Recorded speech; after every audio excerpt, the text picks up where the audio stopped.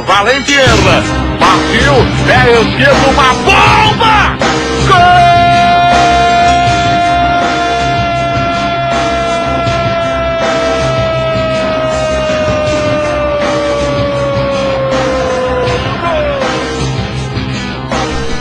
Quand on aime le foot, on parle foot. C'est vous qui créez le débat. Bonsoir à toutes, bonsoir à tous, bienvenue dans l'émission Quand on aime le foot, on parle foot, et oui, nous sommes présents ce soir, comme tous les mardis soirs, mais pas comme tous les soirs, et oui, comme tous les mardis soirs avec mon équipe, Florent, Chris et Thomas qui sera en off sur Twitter avec nous, qui nous retransmettra tout ça en live. Bonsoir messieurs. Bonsoir à tout le monde. Hello. Et ce soir notre invité, oui, comme je l'ai annoncé sur Twitter, comme je l'ai annoncé sur Facebook, c'est un invité mystère. Et oui, pourquoi mystère? Parce que vous allez le savoir maintenant. Il est défenseur central, il a été formé à Nancy, il est resté 4 ans au Paris Saint-Germain, il est passé aussi à l'AEK Athènes, passé par Châteauroux et au RC Mons pendant 3 ans. Monsieur Eric Rabé-Sandratadnar. Je crois que j'ai bien dit, hein, Bonsoir. C'est bien. C'est ça, bonsoir. Je me suis bien entraîné. Merci d'être avec nous ce soir. C'est un énorme plaisir, hein, ce soir de vous avoir. Eh ben, je suis enchanté aussi, donc c'est parfait. Ah bah c'est magnifique alors. Donc écoutez, chers auditeurs, si vous voulez écouter nos anciens podcasts YouTube, hein, quand on aime le foot, on parle foot. Si vous voulez aussi réagir en direct, Skype, on aime foot auditeur, vous ajoutez le pseudo on aime foot auditeur, et surtout Twitter. Hein. N'oubliez pas #RTS. On retransmettra toutes les grandes phrases de l'émission par Thomas, qui nous les retransmettra en direct dès qu'il y a une réaction très très chaude. Il nous le dira tout de suite en direct. Nos sponsors, Football, tout le monde s'en fout, et jeunefooteux.com, merci à eux. Et je fais un énorme bisou à Émilie qui est pas là ce soir. Elle a eu quelques soucis, je te fais un gros bisou. Voilà, on va commencer tout de suite l'émission parce que Rabé est a très peu de temps avec nous, hein, je le rappelle. Mais s'il est chaud, il va rester longtemps, je le connais. Hein. Donc je vais te proposer tout de suite. Il y a l'apéro chez Vagno et Lois, donc on a le temps. Hein. Ouais, l'apéro chez notre copain Vagno, c'est pour ça. Donc. J'ai pas toujours le temps chez lui. Hein. Ça m'étonne pas. Donc on va être concret. C'est à toi de choisir les débats. Je sais que t'es chaud pour les deux, mais je te les propose quand même. Le premier, Lyon veut vendre encore 2 ou 3 joueurs cet hiver. Est-ce que Lyon pourra encore jouer le haut de tableau? Ou sinon, le dopage fait-il partie du football comme dans le cyclisme? Comme tu l'as su, ça fait un peu débat ces derniers temps. On va commencer par le football, on va dire Lyon. Allez, tu veux commencer par Lyon? T'es chaud sur Lyon? Allez, c'est parti. C'est parti sur Lyon. On va parler football. Ouais, on va parler. Tu veux parler football. Quand on aime le foot, on parle foot. Tout à fait. Écoute bien, Eric. Donc, est-ce que Lyon, qui va vendre 2 ou 3 joueurs cet hiver, pourra encore jouer le haut tableau? Parce que je l'annonce, hein, c'est Jean-Michel Aulas qui l'a annoncé. Hein. Donc c'est parti. Ils vendraient 2 ou 3 joueurs. Moi, je me suis penché un peu sur le truc. Ça serait plutôt Bastos, Lisandro, Gourcuff. Hein, ça serait plutôt ça. Qu'est-ce que tu penses de ça? Vraiment, je pense ça. Après, ça sera mon avis. Qu'est-ce que tu penses que ça va être des grosses pertes pour toi et le haut de tableau, ça va être très complexe? Ah bah là, c'est réglé. Si c'est ces 3 joueurs-là, c'est sûr que ça va être très très très compliqué pour Lyon de rester dans le haut de tableau. Hein. Après, si ils vendent que Gourcuff pour récupérer un peu de sous, je pense qu'ils vont quand même récupérer un peu de sous, mais il faut quand même qu'ils jouent un petit peu avant, donc ça va être un peu complexe. Mais si tu vends Lisandro et Bastos, là, t'as presque perdu toutes tes munitions offensives, donc c'est compliqué. Hein. Là, je suis désolé, je vais vous couper tout de suite. Chris, sur Lisandro, à mon avis, je le vois pas partir du tout cet hiver. J'ai du mal aussi, hein. Ah oui, non. Alors, s'il y a un attaquant qui doit partir, ça sera Gomis, d'autant que je crois qu'il a une offre, qu'il y a un club, il y a eu des clubs qui ont approché l'OL cet été et l'OL avait accepté les offres. Je crois qu'il y a une offre qui venait de Turquie, entre autres. C'est le joueur, c'est Gomis qui a refusé. Donc s'il y a un joueur déjà devant qui doit partir, à mon avis, ce sera Gomis. Lisandro, il a dit très clairement qu'il voulait rester et je crois même d'ailleurs qu'une prolongation de contrat sera même, d'après ce que j'ai pu comprendre, sera même voire à l'étude. Mais le joueur a aucune envie de partir et c'est très clair qu'il y a un axe de toute façon qui veut le garder à Lyon. C'est Vercoutre qui est dans les cages. Ce serait Lovren, Gonalon et Lisandro. Hein. Ces joueurs-là, déjà, ils partiraient pas. Hein. Pour moi, je pense que déjà, Lisandro, on peut être sûr. Mais moi, ce qui me fait rire, c'est que Moi, ce qui me fait rire, c'est que c'est vraiment un gimmick depuis des années. Alors, depuis un an, on ne parle que de ça. Ils vont être démantelés à chaque mercato. Moi, j'ai entendu ça avec Hugo Lloris qui était parti. On voit qu'il y a quand même des joueurs titulaires qui étaient des joueurs cadres, la grande génération de l'Olympique Lyonnaise et même celle qui a suivi. Ils partent et moi, je trouve ça sidérant. Toutes les semaines, on parle de ça. L'Olympique Lyonnais qui est obligé de vendre pour avoir des bonnes finances et des finances saines. Et on s'aperçoit quand même sur le tard que les résultats sont pas moins bons qu'avant, avec des pertes qui sont quand même importantes. Alors, je parle pas de Lisandro qui est un phénomène, mais des autres. Pour moi, à part Lisandro, personne n'est vraiment indispensable sur le plan sportif, même si Lyon dispose de très très bons joueurs. Oui, effectivement, mais il y a un bon centre de formation aussi, c'est vrai que ça aide. Maintenant, c'est sûr que de toute façon, l'opération à Lyon, le but à la base, c'était de faire baisser la masse salariale. Donc, de toute façon, les joueurs qui partiront, c'est les joueurs qui ont des gros salaires. Alors, dans ce cas-là, effectivement, que ce soit Gomis, Bastos, ça va être Gourcuff déjà au départ, alors. Pardon? Ça va être Gourcuff, il a dit. Gourcuff, oui, d'autant que le petit Grenier a vraiment fait vraiment un bon début de saison, quoi.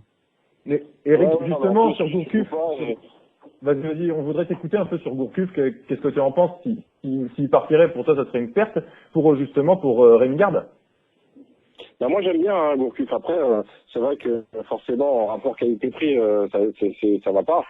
Mais je reste un peu sur ma faim avec lui, parce que j'arrive pas à savoir s'il est vraiment de bonne composition et qu'il n'a pas de chance et qu'il est blessé, ou s'il est vraiment de mauvaise composition et que il a pas de chance et il se blesse et puis après c'est compliqué pour lui de jouer. Mais je sais pas, j'ai du mal. Moi j'aime bien comme joueur, mais c'est sûr que quand il était à Bordeaux, peut-être qu'il était en sur-régime et que finalement il sera plus capable de refaire ce qu'il a fait à Bordeaux, mais ce serait dommage parce qu'il a quand même plein de qualités et que c'est un joueur que j'ai apprécié quand il était en pleine bourre. Moi, je trouve que c'est un joueur qui a quand même qui a du talent, parce que de toute façon, le talent, il l'a eu à Bordeaux, le talent, il s'est pas évaporé, le talent, il y est, il reste. Maintenant, je pense qu'il a eu beaucoup de mal à digérer l'époque après Coupe du Monde 2010. Il est arrivé à Lyon, il s'est blessé. Là, cette année, c'est vraiment vraiment pas de chance parce que il a fait une préparation a priori monstrueuse. Il fait un bon début de saison et là du coup il se blesse et c'était vraiment pas Ouais, mais ça va pas de chance. être Non mais ce que je veux dire c'est surtout au niveau de la préparation, à Lyon on sait qu'il y a une préparation assez intense de toute façon comme dans beaucoup de clubs, mais cette année effectivement a priori ça a été un des meilleurs, voire celui qui a fait la meilleure préparation. Donc je veux dire, mais c'est vrai préparation, Flo, c'est de la préparation. Tu parles d'un joueur qui a été acheté 20 millions d'euros, mec. Le problème, c'est qu'il sera jamais rentable. Quel club voudra acheter? Et je suis d'accord avec Rabé, quel club voudra acheter un mec qui a un talent énorme, mais qui a une santé très fragile. Alors le problème, c'est qu'effectivement, il a de très bonnes périodes, mais soit il est irrégulier, donc à ce moment-là, le niveau baisse, c'était le cas l'année passée, soit il se blesse. Donc le problème, c'est qu'il y aura vraiment un problème de rentabilité. Et alors moi, ce que je voudrais aussi rire, c'est l'hypocrisie des supporters lyonnais. L'année passée, ils voulaient tous partir, maintenant c'est oh là là, qu'est-ce qui va se passer s'il part? On est en train de faire perdre l'équipe à petit feu. Je pense que là, il faudrait trouver un petit peu plus de cohérence dans les propos chez les supporters lyonnais. Oh là là. Non, attends, moi je vais être personnellement pour ma part, Gourcuff, c'est vrai que c'est une exception, mais je l'accable pas parce que je trouve que malgré tout, la première année il est arrivé, il a eu du mal parce qu'effectivement il est arrivé, c'était la première fois qu'il y avait une présentation devant 15 000 supporters, c'est la première fois que ça se faisait, et quand on connaît le caractère et la personnalité du bonhomme, c'est pas forcément avec lui qu'il fallait faire ce genre de choses. Donc il avait déjà la pression de son montant du transfert sur les épaules, à digérer l'après mondial et tout ça. La première saison, il a déjà été bâclé. Après la deuxième saison, bon, il s'est blessé, etc. Là cette année, il partait sur des bonnes bases. Je pense sincèrement, sans la blessure, il allait faire quelque chose de bien. Maintenant, c'est clair, jamais il partira. S'il part, jamais ce sera à 20 millions d'euros, c'est clair et net. Ce sera peut-être à 10, mais pas plus. On s'écarte. Parce que moi, la question était, est-ce qu'il va vraiment manquer à Lyon? Parce que c'est ça le truc, c'est que si ces trois joueurs vont partir, pour toi, Eric, est-ce que Lyon peut se dire, on ne joue pas le haut de tableau cette année, on va perdre Gomis, on va perdre Gourcuff, Et on va perdre Bastos. Est-ce que cette année, on joue pas le haut de tableau, on joue avec nos jeunes et on baisse le niveau et on dit qu'on joue le milieu de tableau? Bah, c'est difficile, hein. C'est vrai que ils ont un manque à gagner du fait qu'ils se qualifient pas pour la Ligue des Champions. Donc ils auraient plutôt intérêt à essayer de se qualifier pour la Ligue des Champions. Mais est-ce qu'ils en ont les moyens? Ça c'est une autre question. C'est vrai que si tu perds des joueurs majeurs comme ceux que tu as cités juste avant, là, à mon avis, tu n'y arriveras jamais. Hein. Non, ils n'y arriveront pas. Même l'Europa League, non? Non, bah je sais pas parce qu'il y a quand même un effectif de qualité, mais pour la Ligue des Champions, pour la qualification, pour arriver tout le championnat et tenir, ça me paraît compliqué. Hein. Non, mais déjà, si dans les noms qui partent, alors faut quand même être aussi un peu, faut faire attention aussi à ce qu'on dit parce que les joueurs pour qu'ils partent, faut quand même qu'il y ait des offres. Hein. Donc alors entre que ce soit Bastos ou Gomis, enfin surtout Bastos ou Gourcuff, pardon. C'est des joueurs qui jouent pas depuis quelque temps parce qu'ils sont blessés. Et pourtant les résultats sont quand même là. Donc leur absence serait moins préjudiciable à mon avis que celle de Gomis. Gomis se fait tailler depuis je sais pas combien de temps par une partie que ce soit par une partie même pas que des supporters lyonnais, par une partie parce qu'effectivement c'est pas un renard de surface, c'est pas un attaquant c'est pas un attaquant Alessandro effectivement, mais moi je combats cette idée. Pour moi c'est un joueur qui est hyper important. C'est un des joueurs les plus importants à mon avis dans le schéma de jeu de l'OL parce que c'est un mec qui a du talent dans ce système de jeu en joueur d'appui, etc. C'est un joueur qui est très important. Maintenant voilà, je pense que la perte de Gomis serait beaucoup plus préjudiciable qu'une perte de Bastos par exemple. Donc écoutez, Bastos, ça serait une belle perte, ça c'est sûr, je pense. Après dernièrement, il joue pas trop. Il joue pas trop, hein. Quand même. Est-ce que justement, avec ses ventes, Aulas peut se dire, on reconstruit sur des fonds propres et c'est une bonne solution. Toi, Eric, qu'est-ce que tu en penses? On dit qu'on va perdre des joueurs et on va essayer de former justement ces jeunes, comme Benzia, je pense, de prénom, je me souviens plus de son nom, mais il y a d'autres joueurs aussi, il y a Fofana aussi qui est milieu défensif, comme des jeunes joueurs comme ça qu'il faut reconstruire à Lyon. Qu'est-ce que tu penses? Il faut qu'ils repartent sur justement leur base de formation? Bah, c'est un choix difficile, hein. Après c'est eux qui sont en mesure de savoir si derrière la relève est assurée. En tout cas, il y a des clubs qui l'ont déjà fait, mais plus par obligation. Là, Lyon, ils ont encore la possibilité, même si les finances c'est difficile, ils ont encore l'espoir que en fin de saison, si jamais ils accrochent la Ligue des Champions, ça leur amène des finances. Mais peut-être que d'ici là, ils auront pas assez d'argent. Ou moi, j'ai du mal à croire quand même, parce que en général, quand tu boucles une saison, tu sais que tu vas avoir l'argent pour finir la saison. Après, c'est plus compliqué pour enchaîner, mais donc c'est eux qui vont dire s'ils sont capables de tenir toute la saison, s'ils sont vraiment obligés de vendre tous en même temps. Peut-être qu'un seul joueur va soulager un peu. Et puis je sais qu'ils cherchent aussi des investisseurs, donc je sais pas comment il va faire, mais déjà faut savoir aussi que niveau revenu, là si c'est un peu la vache maigre à l'OL, c'est aussi, de toute façon il n'y a pas qu'à Lyon, hein. À Marseille c'est le même cas. Ouais, bien sûr. Mais ce que je veux dire, c'est aussi que voilà, c'est partout. À part à Paris, où Paris, c'est une autre galaxie, on va dire, au niveau financier. Mais à Lyon, ce qui est attendu surtout, c'est le stade, le grand stade qui devait normalement se construire et normalement être inauguré pour la Fête des Lumières en 2013, le 8 décembre. Donc du coup voilà, bon a priori les travaux, enfin de terrassement là j'ai vu ont commencé et ça devrait pouvoir avancer. De toute façon, Flo, de toute façon ça peut pas dépasser juillet 2015, c'est obligatoire. Non, ça passera pas juillet 2015. Hein, mais je sais, ça peut pas dépasser. Ça doit être absolument avant. Donc juillet 2013 ou juillet 2015, c'est bon, ça sans parler de différence. Plutôt il est inauguré, plutôt t'as des revenus. Parce que t'as quand même le ministre qui peut amener de l'argent. Bah, la billetterie, etc. Mais les espaces, ça ramène de l'argent.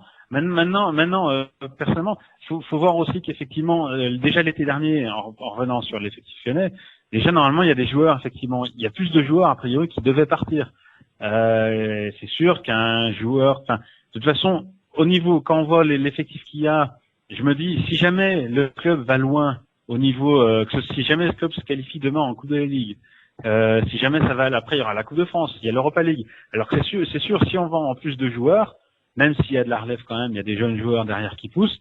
Je veux dire, ça fait quand même, c'est vrai que ça fait quand même limite. Je pense que si c'est vraiment le cas, la Coupe de la Ligue et la Coupe de France peuvent être un peu, on va pas dire écartées, mais l'effectif devrait beaucoup plus se tourner vers les jeunes pour les coupes nationales que ce serait le cas si jamais tous les joueurs passaient. Bah c'est sûr, de toute façon on a parlé de la billetterie, on a parlé aussi des sponsors, de l'importance des sponsors. Le problème c'est que les compétitions ne rapportent plus à l'Olympique Lyonnais, on est obligé de vendre des joueurs. Et c'est ça la grande difficulté. On peut faire un parallélisme avec l'Olympique de Marseille comme tu l'as très bien fait Flo. Moi je propose les gars, puisqu'on a quand même Rabé qui est là, Rabé il est surnommé comme ça à Mons, donc je ne vais pas changer la façon dont je l'ai appelé pendant quelques années. Rabé là, parlons un peu du Paris Saint-Germain justement qui n'a pas ce problème-là. Est-ce que Rabé, en tant que supporter parisien que tu es resté de toute façon, est-ce que tu n'as pas un problème de conscience conformément d'ailleurs à ce qu'ont d'ailleurs pas mal de supporters du Paris Saint-Germain, notamment beaucoup d'historiques? Bah, c'est sûr que tu perds un petit peu de ton identité parce qu'il y a beaucoup d'argent qui a été injecté dans le club, mais après faut quand même savoir que ça reste quand même un bien pour le championnat français déjà d'avoir des joueurs d'exception comme Ibrahimovic ou Thiago Silva, mais en plus si tu veux rivaliser avec des grands d'Europe, il va falloir que tu passes par là. Après c'est sûr que c'est dur à accepter parce que il y a toujours cette comparaison avec les clubs qui n'ont pas les moyens et qui auront jamais les moyens. C'est un petit peu dur de les comparer, mais voilà, je veux dire bon. En Espagne, il y a des clubs qui ont moins de moyens et ils acceptent quand même que le Real et le Barça ils soient au-dessus et qu'ils aient des dettes et qu'ils soient remboursés par ou le roi ou autre chose. Donc voilà, il faut accepter cet argent qui vient et qui a été injecté qui permettra certainement de faire venir des très grands joueurs et qui permettra peut-être un jour à Paris comme c'est le but, de gagner la Ligue des Champions. Et Eric, justement, juste Flo, et juste un truc quand même. Eric, Lyon, justement, va plutôt se pencher sur cette formation lyonnaise. Et là, le Paris Saint-Germain ne vont plus vraiment se baser là-dessus, hein, parce qu'on voit bien, à Paris, il n'y a plus vraiment la formation. Ils vendent leurs jeunes, ils les prêtent même pas, ils les vendent et ne les gardent même pas. Alors, tu penses pas justement que faut peut-être aussi alors c'est sûr que c'est plus facile de payer un Ibrahimovic des millions et d'avoir tout de suite des résultats, c'est sûr, il en fallait, mais est-ce qu'il faut pas aussi pas oublier cette formation parisienne qui a quand même sorti des jeunes joueurs et des très bons joueurs?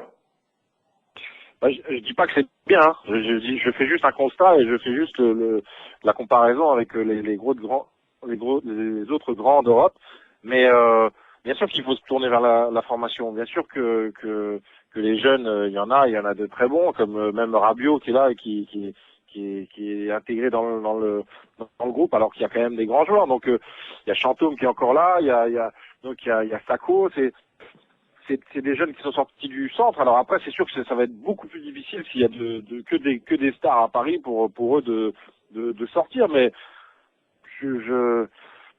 c'est difficile de s'appuyer que sur des jeunes, et enfin pas que sur des jeunes, mais sur quelques jeunes, parce que voilà, l'ambition elle est différente de ce qu'ils avaient avant, de ce qu'ils pouvaient faire avant.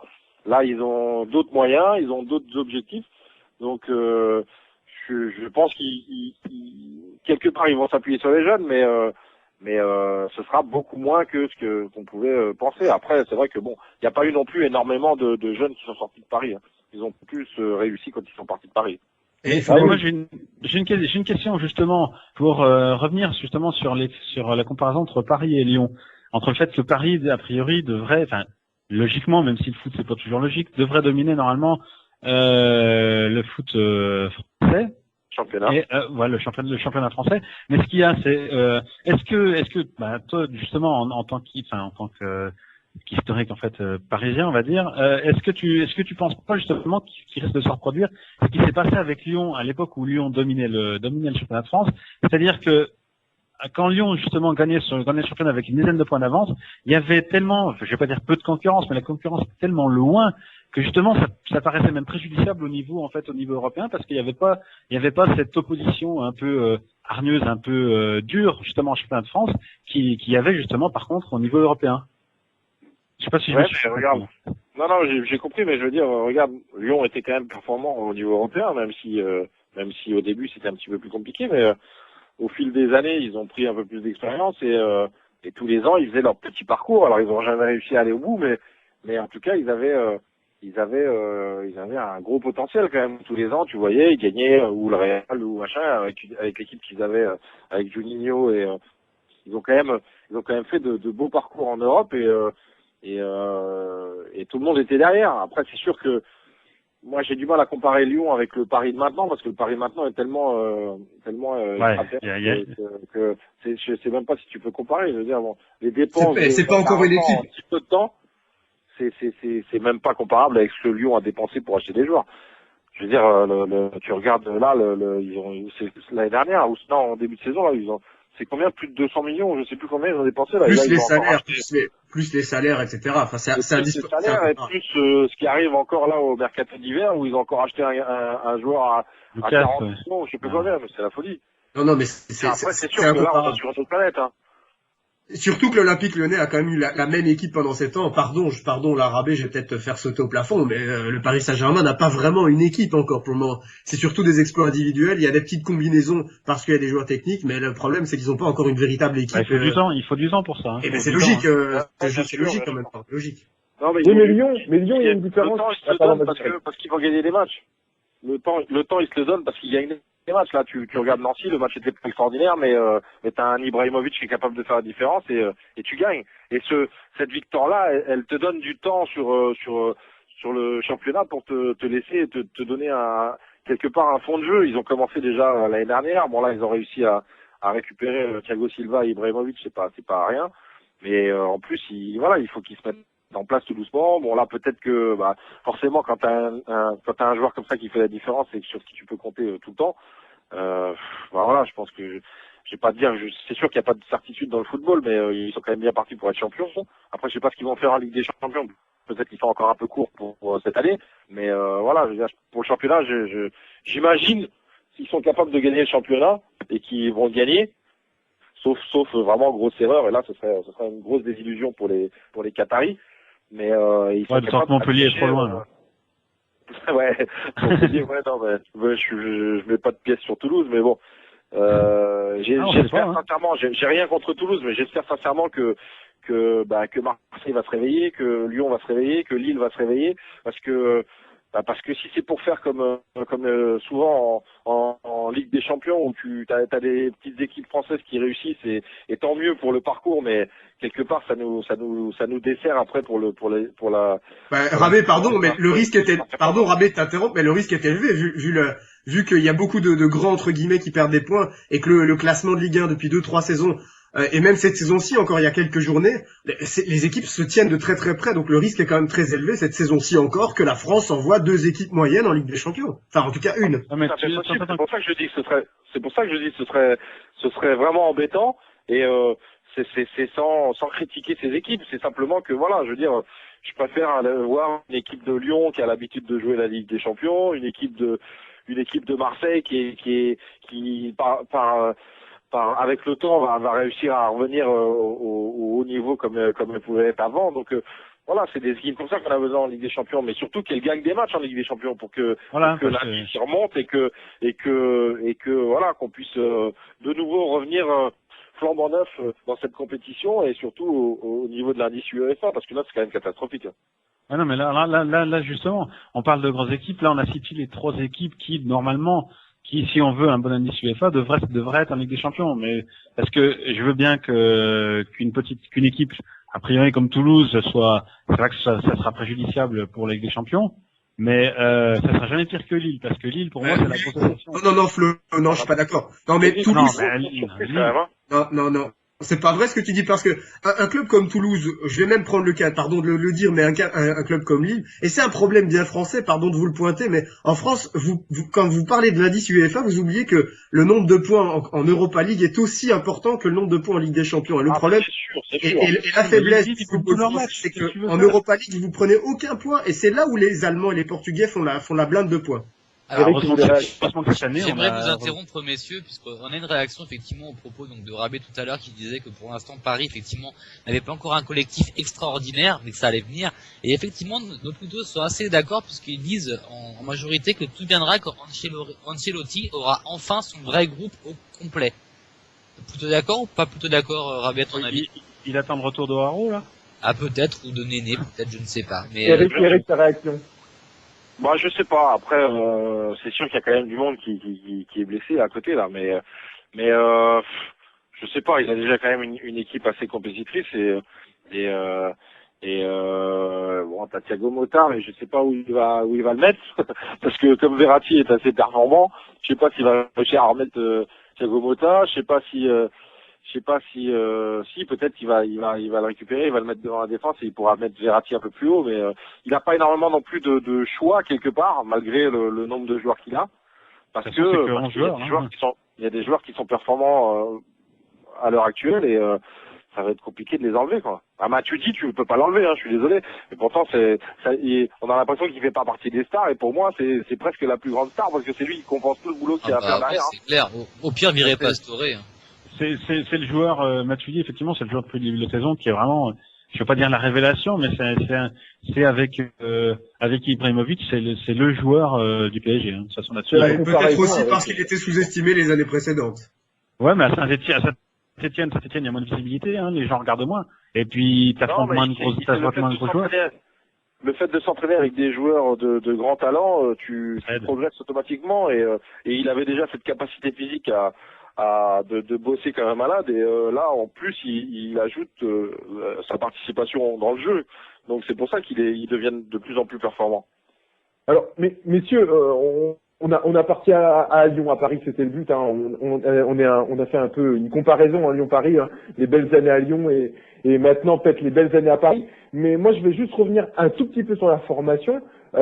Lyon s'est galvanisé grâce à ces 7 années de titre, grâce à quoi? Grâce à leur super bonne formation, super bon formation de club avec tous les joueurs qui sont sortis. Hein, j'en passe des meilleurs, je vais pas tous les citer, hein, mais ils ont tous été quasiment formés au club ou sont venus très jeunes et ils sont bâtis un groupe grâce à ça. Est-ce que maintenant, Eric, concrètement, le Paris Saint-Germain peut créer un groupe en achetant que des joueurs parce qu'ils sont partis que pour faire ça? Est-ce qu'on peut créer un groupe qu'en créant que des joueurs étrangers? Parce qu'il y a Lucas qui va bientôt arriver, un Brésilien, et ça va faire beaucoup de langues étrangères et ceci et cela, ça va faire un gros mélange. Alors, je suis pas du tout raciste, hein, mais ça va faire un gros mélange. Est-ce que ça va pouvoir prendre? Parce que ça peut être complexe.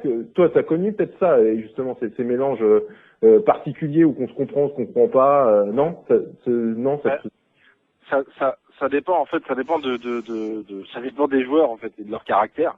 Ça dépend de l'entraîneur qui est capable de donner une osmose entre chaque joueur.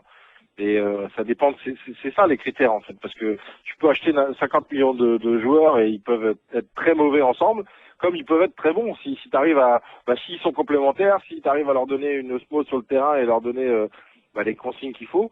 Ancelotti là-dessus, je pense qu'il a assez d'expérience avec d'assez grands joueurs qu'il a côtoyés. Je pense que il a moyen de manager tout ça, mais ça dépend aussi du caractère. Tu regardes un Van der Wiel qui arrive et il est un peu fantomatique, alors il faut lui laisser le temps, mais là tu peux te poser la question, tu vas chercher un mec comme ça alors que tu avais Jallet qui était performant, et puis finalement quand tu le mets, tu te rends compte que le mec il est peut-être un petit peu moins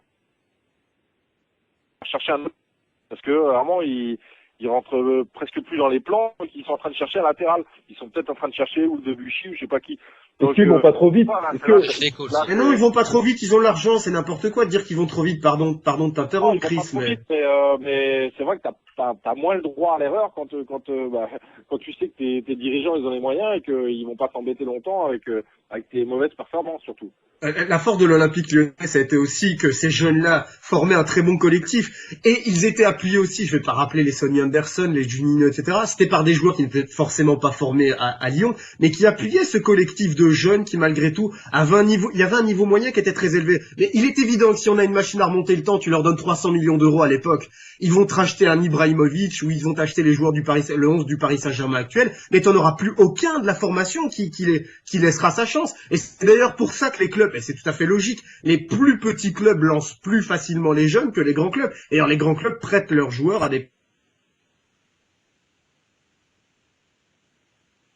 Ce n'est pas possible au Paris Saint-Germain. On parle même pas d'ambition là, on parle de niveau moyen et de talent individuel de ceux qui ont été achetés à coups de millions d'euros. Mais je suis assez d'accord avec toi, d'autant que tu parlais de Lyon à l'époque où certains jeunes effectivement avaient été aidés à la présence d'Anderson, etc. Entre autres à l'époque. Mais on voit que l'époque a changé à Lyon justement parce que des joueurs qui seraient titulaires maintenant à Lyon sont partis comme Rémy, Balmont, Mounier ailleurs, qu'on laissait beaucoup de regrets à Lyon. Enfin, moi, je sais qu'en tant que supporter lyonnais, c'est des joueurs que j'aurais aimé voir plus longtemps, qui avaient envie de rester, mais effectivement, il n'y avait pas la place. Ils avaient besoin de temps de jeu, il n'y avait pas la place pour qu'ils s'épanouissent. Ben Arfa, oui, Ben Arfa, mais je penserais plus déjà pour les trois autres. Ben Arfa, il a du potentiel, mais c'est surtout le caractère qu'il avait. Ça s'est vu d'ailleurs à Marseille. Il y avait aussi un problème de caractère a priori, mais tout ça pour dire que les jeunes joueurs, de toute façon, c'est toujours pareil.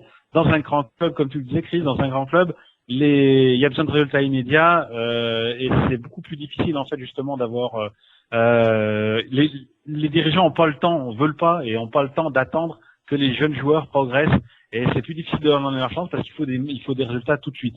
Et ça a toujours été pareil, de toute façon. Oh, donc oui, c'est sûr qu'il faut attendre le résultat.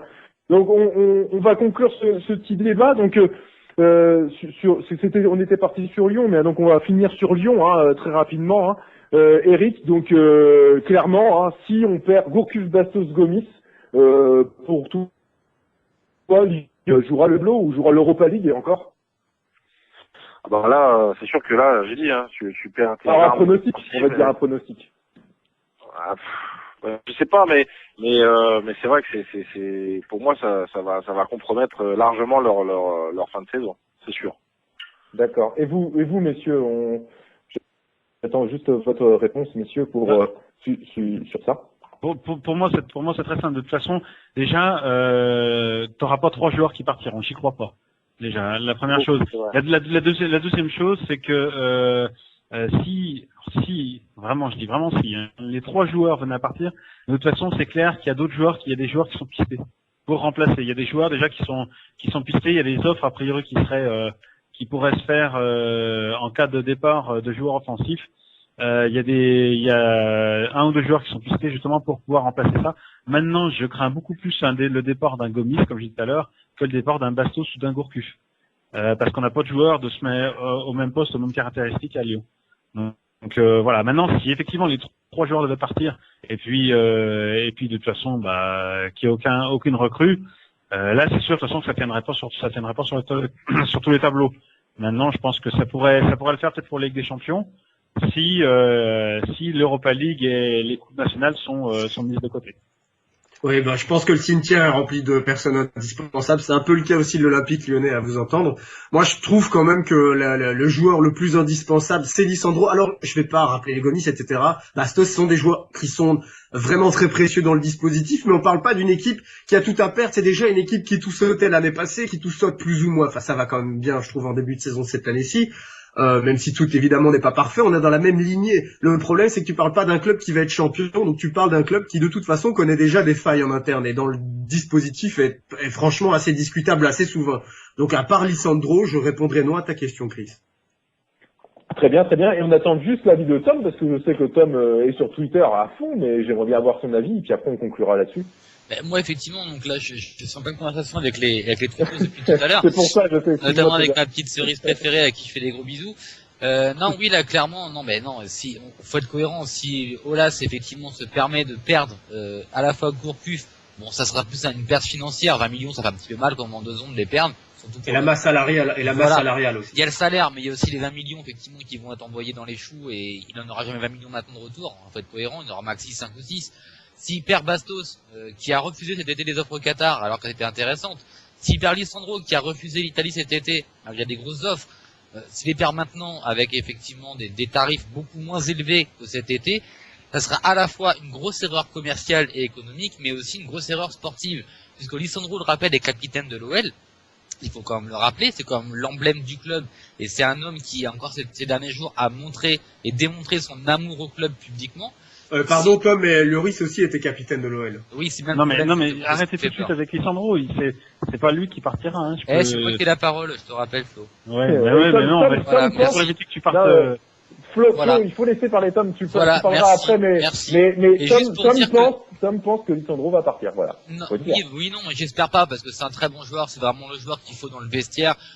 Il est peut-être moins efficace actuellement sur le terrain, mais dans le vestiaire, c'est quand même une grosse entité, et on peut pas se permettre, avec un groupe aussi jeune, de perdre des personnes d'expérience. Ça serait juste une erreur monumentale.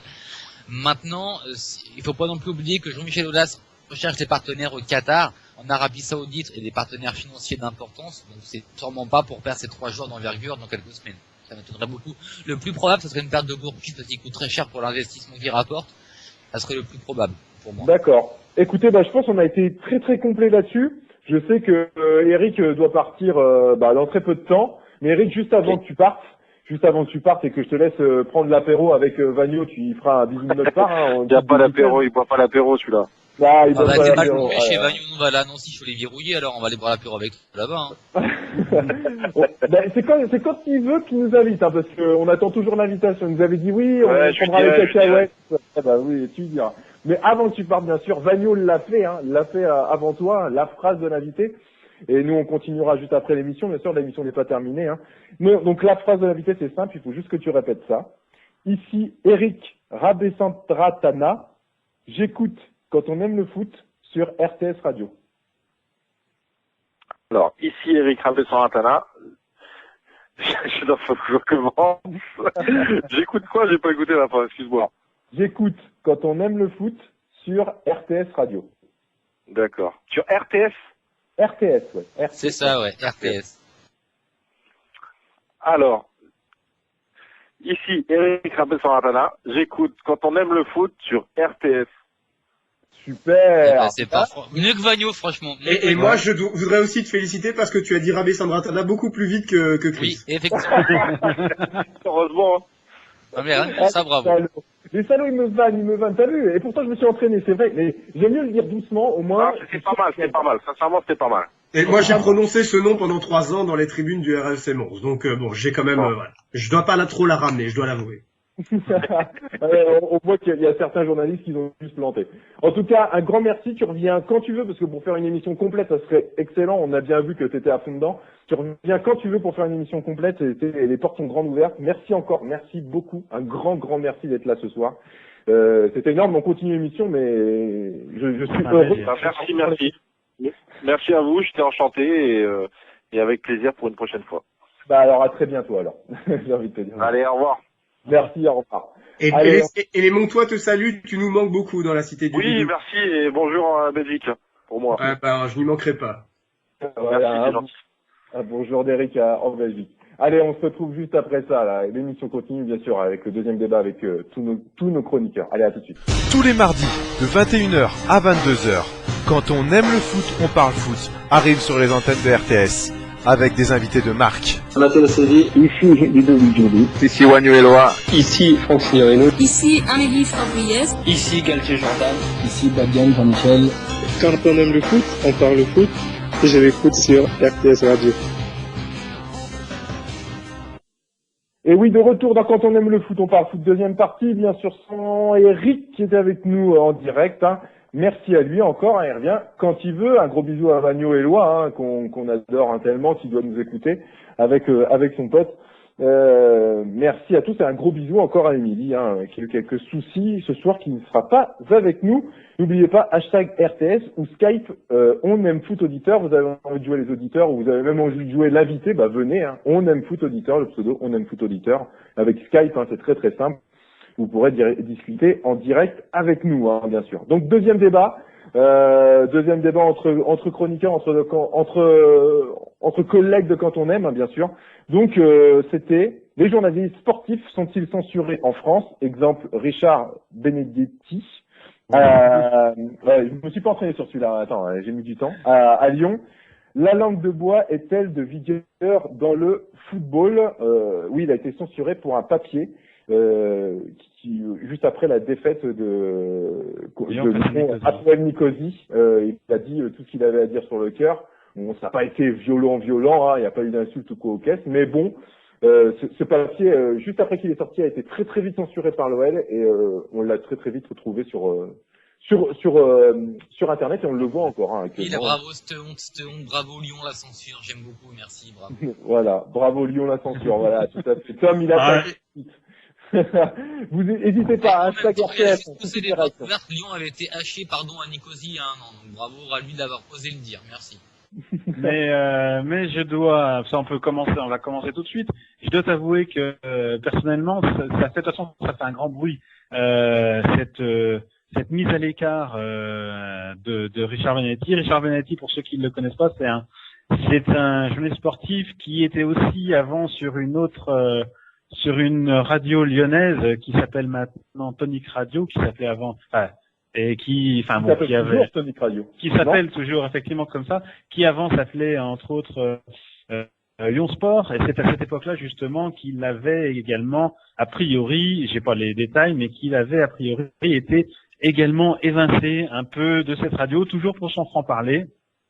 C'est un amoureux de l'OL, c'est un journaliste pour ma part que j'adore, c'est quelqu'un qui a pas eu sa langue dans sa poche, comme l'a montré justement l'article qui a été censuré. L'article on peut retrouver, que d'ailleurs vous pouvez retrouver sur la page Facebook du groupe, hein, Quand on aime le foot par le foot, il y a un débat qui était là-dessus justement, et il y a l'article justement qui a amené pas son éviction, sa mise à l'écart, on va dire, qui est sur la page si vous voulez vous faire une opinion ou pas. La seule chose, c'est que je peux juste vous dire comment il avait terminé justement son article. Il avait dit voilà, vous vous contentez, en parlant des joueurs, vous vous contentez de trop peu, vous manquez d'exigence, vous avez intérêt à ne pas manquer votre prochain rendez-vous, à un moment donné, basta. Voilà, ça mettait en gros l'envie et l'idée qu'il avait donc du match qu'a vu Nicosie, du ras-le-bol qu'avait tous les supporters. Il a dit ce qu'il pensait, et pour ça, justement, effectivement, il a été mis de côté. Pour moi, je trouve que c'est une honte. C'est honteux. Voilà. Alors, c'est honteux pour ta part. Juste pour vous dire, donc, on va prendre en général, on prendra pas que ce thème-là, hein, bien sûr. Hein. La langue de bois est elle vigueur dans le football? Voilà. Est-ce que vraiment on peut dire ce qu'on veut dans le football? N'importe quoi. Voilà.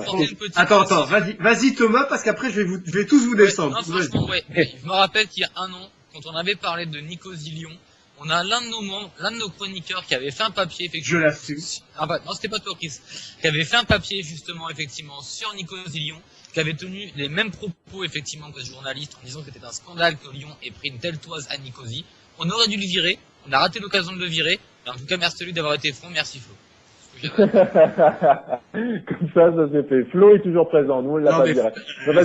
Thomas, je t'épargnerai de la critique, mais franchement, déjà, l'intitulé me fait beaucoup rire. C'est vrai que les Sacomano, les Ménès, les Riolo, les Fernandez et les Larquet, pour ne citer que ceux-là, sont connus pour être des gens policés avec un discours policé. Le vrai problème, c'est qu'ici, on parle de quelque chose qui est assez... moi, le sujet, je trouve assez grave. Le problème, c'est que c'est un club qui a une mainmise et qui prend une décision sur quelque chose.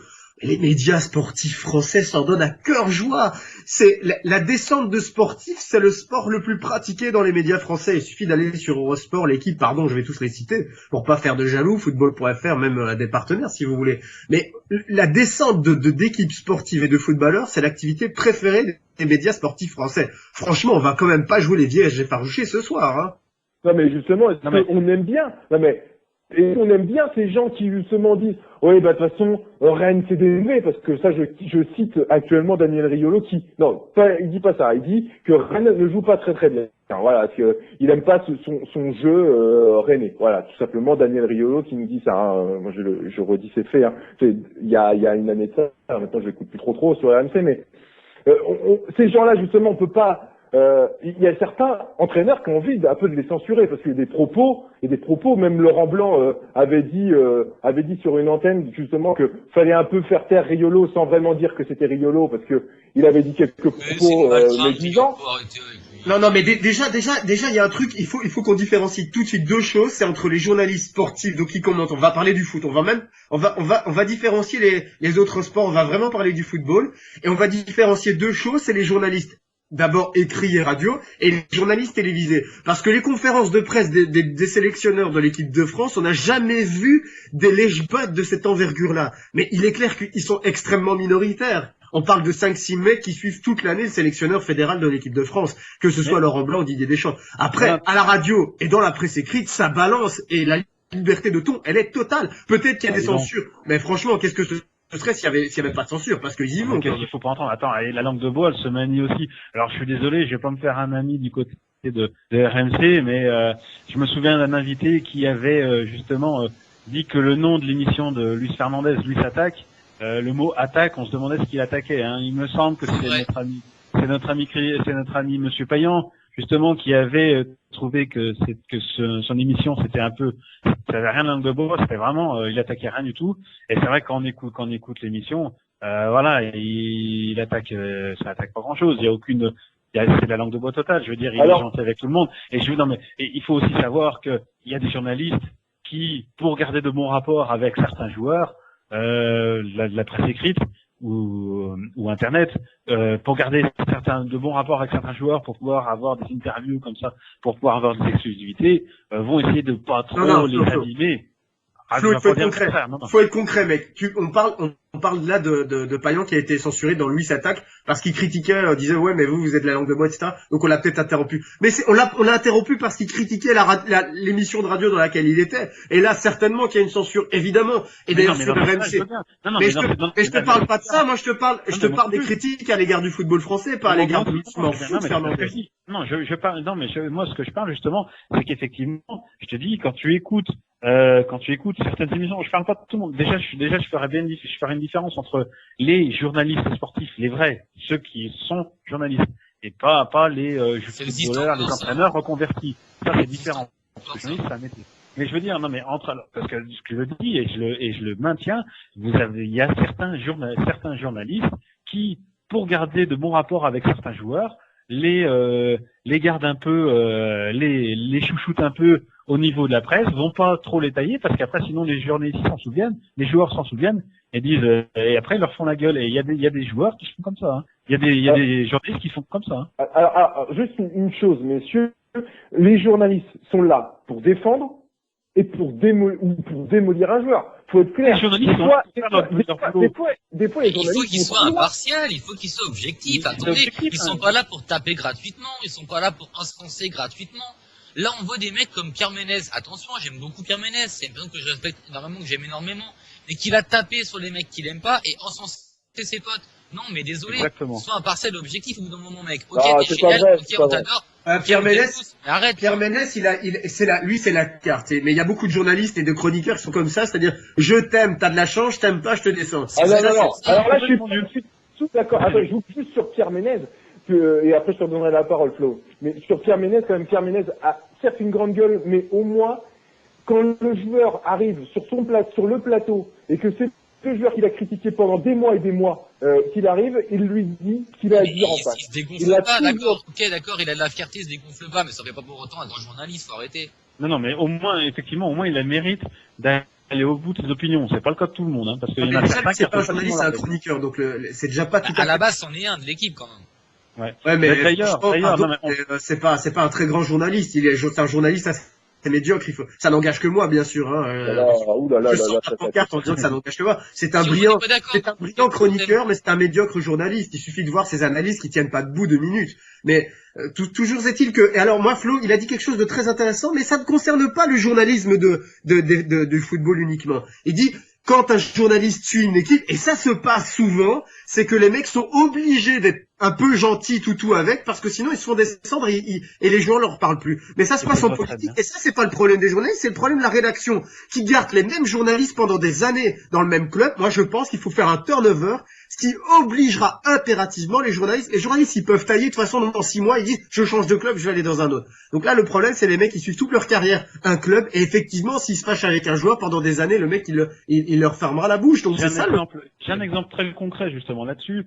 Je suis désolé de parler de l'OL, mais évidemment c'est un club que je suis. Donc je vois très bien sur la télé de l'OL, sur OL Télé, comment ça se passe justement. Il y a une émission le soir pour ceux qui regardent, qui connaissent, qui s'appelle OL System. À une époque justement, Richard Benedetti faisait partie entre autres de cette émission, et puis aussi commentait les matchs de l'OL. Depuis il n'est plus là. Je vous assure que les langues sont marrons. Je suis désolé. je vais être un peu vulgaire, hein, mais c'est de la, bon, pour être gentil, je vais dire que c'est la langue de bois. Les joueurs sont tout le temps défendus, mais contre vents et marées. Il y a plus aucune analyse sincère. C'est tout le temps mais parce que c'est la télé du club. Alors effectivement, forcément les joueurs ils sont ravis et tout le monde est content, le monde est bleu, c'est super, les oiseaux chantent, mais je suis désolé, il n'y a plus aucune analyse. C'est la chaîne de télé du club, donc forcément, c'est normal. Mais non, mais je suis désolé. Messieurs, non, je suis désolé, ça a beau Attendez. Mais l'employeur qui le paye, c'est le club. Et t'as déjà vu un employeur qui se fait critiquer gratuitement sans aucune réaction. Non, mais là, t'insultes pas le... Tom, tu voulais prendre la parole. Club, là, tu t'en prends pas au club. Tu t'en prends un joueur qui a fait un match de merde. Bah, tu dis, t'as fait un match de merde. La fois après, il fait un super match. Tu dis, t'as fait un super match. Mais le mec, à force de l'enfoncer, tout le temps lui dire, même quand il passe à côté de son match, de lui dire, ah, t'as pas été trop bien, mais ça va, tu t'en es sorti. Je suis désolé, le mec, au bout d'un moment, il va finir par y croire, hein. Il va se croire. Franchement, Thomas, déjà, une émission comme OMTV qui fait une analyse sur un match de l'Olympique de Marseille, ou OLT qui fait une Olympique ou PSG TV, on en a rien à faire, qui fait une analyse sur le match, et déjà, de toute façon, on se pose toujours des questions en se disant, mais est-ce que t'es sûr qu'il y a les mecs qui se disent pas, faut quand même faire doucement à ce que je dis. Je suis certain quand même que, je ne dis pas qu'ils font pas un effort pour être objectifs, mais ils doivent au moins se poser la question, attention à ne pas détailler. La question. Et je suis effectivement qu'il y a des... Mais rien que sur OMTV, déjà, sur OMTV, on a Dominique Grimaud, qui est un des plus grands polémiqueurs de France au niveau du football. Sur OMTV, il se met à genoux, le gars. Il doit gagner sa croûte, c'est normal, il est payé par l'OM, comment tu critiques l'OM, le gars, c'est normal. Mais non, je suis désolé, mais c'est pas normal. Putain, mais arrêtez de dire que c'est normal. C'est son patron. Non, mais c'est pas le patron de l'avertissement, c'est la même chose. Non, ce que je te dis, c'est que je dis pas qu'il faut qu'il critique le club, c'est pas le club. Putain, mais c'est quand même dingue ça. Un joueur qui a fait un mauvais match, pourquoi t'as pas le droit de le dire? Le mec, il doit quand même accepter la critique, c'est pas possible. Mais justement, tu le prends le mec sur un indépendant, il va te dire, le joueur, il a été à chier. Tu le prends sur la télécom, il va dire, bon, il est passé un petit peu à côté de son match, mais c'est pas trop grave. C'est pas déjà les... Mais c'est nul, ça. Oui, non, mais c'est clair parce que là, on parle de télévision du club, donc forcément, de toute façon, le débat est tronqué. Je trouve ça intéressant de parler des journalistes indépendants. Et même au-delà de ça, et regardez Daniel Riolo, par exemple. Le mec, il s'en vient de critiquer c'est un chroniqueur. Mais écoute, il critique toute l'année le mec sur le PSG, sur tout ça. Il va faire le reportage sur Parc. Oui, Paris, c'est un club que j'aime, machin. 3 semaines après, le reportage, il sort. Ah bon, moi, j'ai jamais dit ça, c'est déformé, ça a été coupé au montage. Et le mec assume tes propos, quoi. Le mec, dès qu'il est en évidence, il ferme sa gueule, c'est pareil. Il faut arrêter au bout d'un moment. Riolo, on a bien démasqué la farce Riolo depuis des années. Ce mec-là, qui parle avec dédain et mépris, même moi qui suis belge, je parlerai jamais comme ça. Des ultras et des historiques du Paris Saint-Germain, on a quand même bien remarqué, on a quand même compris l'arnaque. Et c'est amusant avec Riolo. Et juste, je dirais ça comme ça, ce sera les derniers mots pour moi ce soir. Mais ce qui est drôle avec... Non, tu nous quittes pas. Non, parce que ce qui est drôle avec Riolo, et ce qui est drôle avec Ménez, ce qui est drôle avec Stéphane Poel, ce sont des mecs... Bon, pardon, peut-être pas Ménez alors. Mais les mecs qui sont les chroniqueurs, moi ce qui me fait beaucoup rire, c'est souvent les mecs les plus agressifs. Alors tant mieux parce qu'ils ont une impertinence, ils ont une liberté de ton, tant mieux parfois ils se trompent comme nous, on s'enflamme mais on peut se tromper, c'est pas grave. Le problème c'est quand il y a une décrédibilité. Stéphane Poels par exemple, chroniqueur qui est sur RMC, chroniqueur de la Belgique sur RMC, ce mec a été dirigeant de la Louvière, le club est descendu. Ménès, journaliste, chroniqueur, ce mec a été dirigeant d'un club, il s'est vautré. Là le problème, c'est pas une attaque ad hominem, c'est un problème, c'est à un moment donné un problème de personnalisation de la critique. À partir du moment où le mec taille Aulas et estime que c'est un mauvais dirigeant, c'est son choix. Mais il s'expose aussi à la contre-critique, qu'Aulas d'ailleurs n'a pas manqué de lui faire en lui disant « Mais moi j'ai dirigé avec un club avec beaucoup plus de succès que toi. » Et ça c'est un problème des chroniqueurs de manière globale. Donc en fait un chroniqueur, limite, doit fermer sa gueule et bien sûr sur l'antenne où qu'il est actuellement, hein, c'est-à-dire sur l'OLT, sur la LTV. Il est obligé parce que sinon personne ne paye, quoi. Il va à l'NPE sinon, il a pas le choix. Et le problème c'est que non, il peut le faire, mais il faut qu'il ait entre guillemets. J'aime pas trop dire ça parce que ça me gêne, je suis gêné de le dire. Mais le problème, c'est que si le mec il a un passé et il a déjà échoué comme dirigeant de club, le problème c'est que forcément ça crée un malaise quand il taille et quand on voit. Tu peux critiquer, le problème c'est d'être objectif. Le problème c'est les chroniqueurs, ce que je leur reproche moi souvent c'est un acharnement. Moi ce qui est bien c'est qu'ils peuvent tailler qui ils veulent, le problème c'est qu'ils ont des cibles et tu vois qu'ils aiment toutes les semaines comme un gimmick. Prenez l'exemple de 98. Justement, Chris, prenez l'exemple de 98. Attends, Flo, vas-y, oui. Si tu prends l'exemple de 88, comme la presse, dont le journal L'équipe s'est acharné, là, franchement, ils sont sautés à pieds joints sur la tête d'Aimé Jacquet avant. Et je me souviens, je sais plus qui est-ce que c'était ce journaliste qui était avant la Coupe du Monde, qui avait justement été interviewé sur un plateau télé, qui avait dit si la France est championne du monde, je veux bien me flageller avec joie devant tout le monde, etc. Et il est revenu, et le journaliste lui a dit d'accord, on se revoit peut-être. Et il est revenu après la Coupe du Monde, sur le même plateau. Il a dit j'ai donné ma démission, etc. Mais ça l'avait pas voulu. Il s'est excusé limite, vraiment limite, après cette campagne. C'est pareil avec Domenech. C'est dégueulasse, c'est pareil avec Domenech. Tu gagnes en 2006 au tir au but. Domenech, c'est un dieu, il est intouchable. Comme Aimé Jacquet. Aimé Jacquet, c'était le Français détesté des Français en 97. Et maintenant, Aimé Jacquet, c'est le même stade que Zidane, c'est un intouchable, tu peux pas le critiquer. Alors, ça aurait été pareil avec Domenech, la France est championne en 2006 au tir au but, le mec c'est un dieu, il est intouchable. Juste une chose, messieurs, pour finir là-dessus. Donc, les journalistes, clairement, des fois, vont trop loin, comme vous le dites, actuellement, ils vont taper sur la tête des joueurs tout le temps pour faire du buzz et pour vendre leur papier. Est-ce que, justement, ces journalistes devraient pas être censurés pour justement aller trop loin, pour aller justement trop loin dans la critique sur Aimé Jacquet par exemple, ou sur d'autres, ou sur Anelka, ou sur des joueurs qui ont tête de biche. Maintenant actuellement c'est Mbila, donc tout le monde veut voir la tête tombée de Mbila. Actuellement il y a que des papiers sur Mbila. Alors est-ce que ils vont pas trop loin, c'est de l'acharnement? Est-ce que justement ça va trop loin? Bien sûr que si. Et c'est même pas un problème qui est lié au foot. Regardez bien, c'est un problème qui est multisport, qui est omnisport, qui est très français. Le problème aujourd'hui de Karabatic, il y a 6 mois, c'est un devenir. Parler de la politique aussi. Aujourd'hui, c'est une grosse merde. Par les médias, alors c'est un mec génial, c'est un mec en or. Il a fait une connerie de gamin, il passe du rang de demi-dieu dans les médias au rang de petit voleur. Actuellement, pareil avec Ribéry, Thomas. Il y a pareil avec Bastarouan en rugby. Bastarouan, il y a 2-3 ans, c'était un super joueur en devenir, le meilleur espoir du rugby français. Il fait une connerie un soir en Nouvelle-Zélande, c'est l'ennemi, c'est la petite merde du coin, la petite trappe du coin. C'est très français et ça me gave. Les gens aiment bien avoir un bouc émissaire, c'est pour ça. Voilà, et ça me gave. C'est très français, c'est nous. D'accord. Moi, je voudrais dire quelque chose parce que Chris a quand même posé la question est-ce qu'il faudrait une censure? Moi, je suis anti-censure à mort. Je déteste la censure.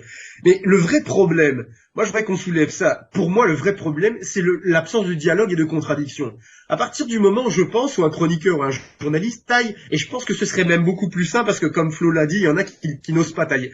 Taille, et critique, adulte quand il faut, et vraiment décent quand il le faut aussi. C'est pas grave, on peut être dans l'outrance, on peut se tromper. Le problème, c'est qu'il y a des médias qui ferment leurs portes à la critique et aux réponses. C'est très rare qu'il y ait des droits de réponse, par exemple. Et c'est très rare que, moi, je voudrais que dans certains médias, on fasse le mec qui fait un billet qui descend un titre et la réponse de la personne concernée ou du dirigeant concerné du club, etc. Et ça manque vraiment. Et ça, je pense que ça agrandirait aussi. Parce que tout simplement, c'est un débat. Et là, le problème, c'est que c'est un échange de monologues. Et évidemment, ça peut avoir des abus parce que les monologues, parfois, on peut les censurer, etc.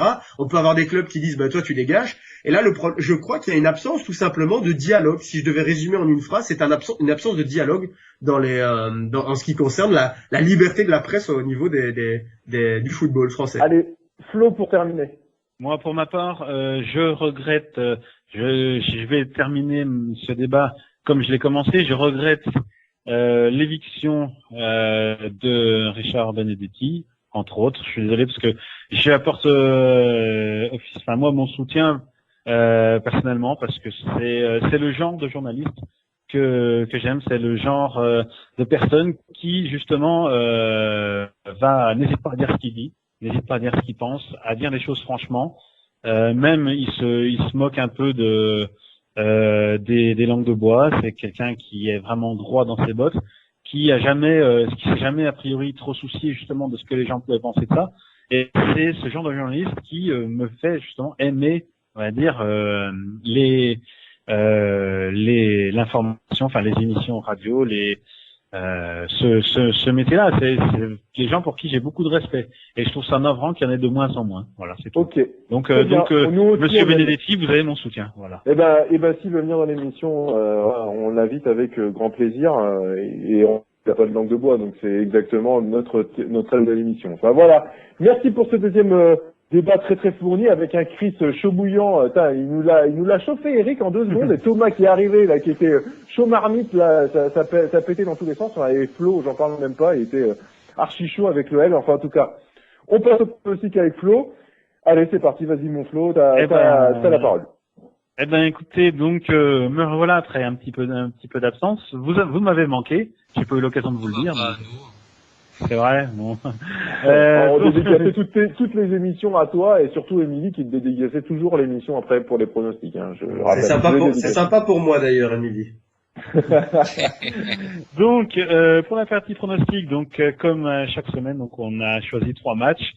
Alors des matchs, donc il y a un match anglais, il y a le match Manchester-Arsenal, une grosse affiche de ce qu'on pouvait appeler avant le Big Four qui où Arsenal en a un peu sorti pour ma part. Deuxième match PSG Saint-Etienne et le troisième, le derby de la Garonne entre Bordeaux et Toulouse. Alors on va commencer tout de suite donc par le match championnat anglais, Manchester-Arsenal qui va jouer à Old Trafford. Alors c'est très simple, au niveau des cotes, donc comme je le rappelle à chaque fois, les cotes sont les cotes données maintenant, les cotes vont évoluer jusqu'au moment du match. Alors la victoire de Manchester elle est à 1,60, le match nul à 3,55 et la victoire d'Arsenal à 4,40, donc on voit clairement que Manchester est archi favori. Au niveau historiquement, il y a 24 victoires de Manchester, 10 matchs nuls et 14 victoires d'Arsenal. Et la forme du moment, c'est très clairement à l'avantage de Manchester qui reste sur 5 victoires et 1 défaite, alors qu'Arsenal reste sur 3 victoires, 1 nul et 2 défaites. Donc au niveau de nos membres du groupe, ils voient majoritairement une victoire de Manchester, 50%, 33% pour un match nul et 17 petits % pour une victoire de l'équipe d'Arsène Wenger. Ce qui me surprend un peu, mais bon, voilà. Donc, de mon côté, je vais commencer tout de suite. Je vais tout de suite, effectivement, rejoindre l'avis de nos membres. Une victoire de Manchester parce qu'Arsenal est vraiment un niveau ou 2 en dessous de Manchester. Donc, pour moi, victoire de Manchester United. Je fais, excuse-moi Flo, victoire de Manchester, excuse-moi. Si les tuteurs veulent pronostiquer aussi, #RTS, et ils nous donnent leur pronostic pour Manchester Arsenal. Vas-y Flo, excuse-moi, je te laisse finir. Voilà, non mais je t'en prie, vas-y, je te laisse continuer pour me donner ton pronostic. Moi, mon pronostic, ça sera plutôt Manchester United, hein, parce que ouais, comme tu le dis, Arsenal, ça va être très très très complexe, avec un très très très très très beau papier de Brice, qui nous a fait un papier sur Arsenal, retrouvé sur RTS radio, quand on aime le foot, on parle foot, dans les actualités à droite, quand vous cliquez dessus, vous aurez l'article de Brice, qui nous présente Arsène Wenger, en fait, voilà. Et puis moi, écoute, moi, je vote pour une victoire de Manchester United contre Arsenal, ouais, ça va être complexe pour Arsenal. D'accord. Thomas? Ben, moi, je suis assez sceptique. Est-ce que l'arbitre sera monsieur Marc Clattenburg, par exemple? Je ne pense pas. On l'a vu le week-end dernier, hein, pour Chelsea-Manchester. Il a nettement et très nettement fait gagner les Mancuniens. Je trouve ça absolument scandaleux. Il y a d'ailleurs une enquête qui est actuellement en cours sur lui. D'ailleurs, il est convoqué à la police. Il est convoqué pour avoir effectivement insulté avec des propos racistes, selon toute vraisemblance. Attention, après ça s'absenter. Selon toute vraisemblance, les joueurs effectivement de Chelsea, notamment Mata et Obi Mikel. Ouais, Mata, je vois pas, enfin oui. On voit pas pourquoi, mais bon, bref. Il y a eu des mots dans le vestiaire avec les joueurs. Le service d'ordre, pardon, je vais m'en sortir, est intervenu. Il y a eu un rouge adressé à Torres, on ne sait pas pourquoi. Donc oui, ça fait beaucoup de points. Et le but hors jeu à la fin. Et un but hors jeu pour Manchester qui les fait gagner. Donc c'est un petit peu compromis pour moi. Je comprends pas trop. Bref, moi j'ai une Arsenal rien que pour ça. Voilà. Victoire d'Arsenal, d'accord. Il est chaud, Tom. Chris, dis-moi. Moi, le truc, c'est que je voudrais être comme toi. Moi, j'aime bien prendre des risques, mais là, franchement, ça m'ennuie un peu, ça m'emmerde même. Mais je vais pas prendre de risques et je vais parier sur Man U. Effectivement, ils ont la baraka depuis quelques semaines. Moi, j'avais vu que Chelsea était quand même l'équipe en forme du moment. Il y a des circonstances favorables. Moi, ce qui m'inquiète beaucoup pour Arsenal, j'ai vu leurs 2 derniers matchs, figurez-vous, contre les Queen's Park Rangers. Franchement, c'était pas terrible, même s'ils auraient mérité sur l'ensemble du match de marquer un petit peu plus. Et surtout à Norwich, où c'était il y a 10 jours, où ils étaient complètement passés au travers. Moi, je m'étais dit, mais franchement, c'était inquiétant. Heureusement qu'Arsène Wenger est un dieu là-bas. Parce que franchement, au niveau de jeu pareil, je pense qu'un entraîneur, un novice, aurait été viré. Mais donc voilà, domicile, Man U, qui a la baraka en ce moment, effectivement. Donc, il y a quelque chose qui m'interpelle. Faudra peut-être en parler dans une prochaine émission. Figurez-vous qu'Arsenal a, depuis des années, l'un des budgets les plus imposants de la Première Ligue. Je me demande ce qu'ils font de leur argent, personnellement. C'est vrai que d'autant Le plus propre aussi. Oui, ça c'est vrai, mais ça n'empêche pas. Oui, d'autant qu'effectivement, c'est vrai que c'est un club qui en général ne recrute pas, fait pas des folies sur le marché des transferts. À part cette année où ils ont recruté Cazorla et Giroud, mais bon, c'est pas non plus. C'est vrai que c'est pas. Pardon? Vas-y mon petit Flo, parce qu'on s'écarte un peu là. Oui, on fera un autre débat. Voilà. Donc Tom a misé sur une victoire d'Arsenal. C'est un joli pari. On verra la semaine prochaine. Deuxième match, PSG Saint-Etienne. Donc il y a un match dont on a parlé de paris. Dommage qu'Eric soit plus là parce que je m'aurais osé miser sur une victoire des Verts. Donc les codes, donc 1,75 la victoire de Paris, 2,40 le match nul, et 5,35 la victoire de Saint-Etienne, 5,35 c'est assez élevé. Au niveau des contractions, donc il y a 13 victoires du PSG, 8 matchs nuls et 5 victoires de la CSE. Au niveau de la forme actuelle, donc le PSG est invaincu, c'est un des 5 clubs, je crois, dans son championnat au niveau européen qui est invaincu, un des 5 derniers, donc 5 victoires, 1 nul. Saint-Etienne reste sur 2 victoires, 3 nuls, 1 défaite. Voilà, donc du côté des membres de notre page Facebook, 50% voient un match nul, 42% une victoire de PSG et 8 petits pourcents pour la victoire de Saint-Etienne. Donc les membres ont plutôt par contre pronostiqué pour un match nul. C'est un bon point pris a priori pour les Stéphanois. De mon côté, je vois une victoire de PSG quand même, parce qu'a priori demain donc Ibrahimovic donc devrait être sur le banc et puis Ancelotti va faire tourner. Donc ça va être un peu une équipe un peu type avec des joueurs reposés qui vont être sur le terrain. Donc je vois une victoire du PSG. Écoute, merci, vous me donnez la parole. Oui, donc pour ma part, juste pour information, ils ont gagné salaud Thomas, et ils ont gagné Saint-Etienne 3-0 tout à l'heure en Coupe de la Ligue 1. Donc pour rappel, donc ils ont joué ce soir quand même. Donc pour ma part, moi je vais voir. Paris joue demain quand même. Ouais, Paris joue demain, mais comme l'a dit Flo, je pense que ça va tourner. Mais même, Saint-Etienne a un très beau club et surtout de très bons joueurs actuellement, certes jeunes, mais je les vois bien être motivés à 200% pour aller faire quelque chose à Paris, comme tous les clubs qui vont aller à Paris. Donc moi je vais parier sur un match nul. Je pense qu'en plus c'est une belle cote et je sens bien le match nul. 40, ouais, c'est pas mal. Ouais. J'y allais les Verts, moi. J'ai envie de dire aller les Verts juste pour faire chier Flo. Ah ouais, voilà pour mon pronostic. Je rappelle aux auditeurs que tu habites à Lyon. Hein. Oui, j'habite à Lyon. Ils peuvent venir les Lyonnais, il n'y a aucun souci. Hein. Je n'ai pas peur. J'espère qu'on te reverra lui la semaine prochaine. Non, y a pas de Thomas. Moi j'aime bien Sainté, donc j'aime bien Brandao. J'ai Paris, ça commence à bien me gaver, donc moi je verrais bien un beau petit match nul quand même entre les deux. Un match nul aussi, d'accord. Chris? Tu sais qu'ils vont commencer à me convaincre. Je suis en train de regarder depuis combien de temps Saint-Etienne n'a plus perdu. Là, je suis à la 6e journée, il me semble que j'avais pas perdu. Donc ça fait vous êtes en train de me faire douter, les gars. Ouais, 6e journée, ils ont pas perdu. 5e, je m'en souviens, ils avaient pas perdu. Donc ça fait au minimum 5 matchs, voilà. J'étais en train de vérifier ça. Et ils ont gagné ce soir en Coupe de la Ligue tout à l'heure à 17h. Ouais, ça fait 6 matchs alors. Ça fait 6 matchs. 6 matchs. 3 victoires, 3 nuls sur les 6 derniers matchs. À noter 0-0 entre Lille et Toulouse, d'ailleurs aussi. Oui, franchement, voilà. Franchement et honnêtement, vous m'avez convaincu parce que moi j'allais prendre le Paris Saint-Germain. Et vous m'avez convaincu. Je vais miser sur oui, c'est cela. Sur Saint-Etienne. Lapsus non révélateur, Flo, pardon, j'ai failli te vexer, mais donc un match nul, voilà, un match nul. Match nul, d'accord. Donc tu es le seul à avoir une victoire de PSG. D'accord. On se demande pourquoi. On se demande, ouais. Il a pas envie d'être vert ce soir. C'est tout. Il a pas envie d'avoir la couleur verte sur lui. C'est tout. Faut être clair et net. Non, il y a rien de vert. Il y a rien de vert chez moi. Allez, dernier pronostic pour toi. Donc dernier match, le derby de la Garonne entre Bordeaux et Toulouse.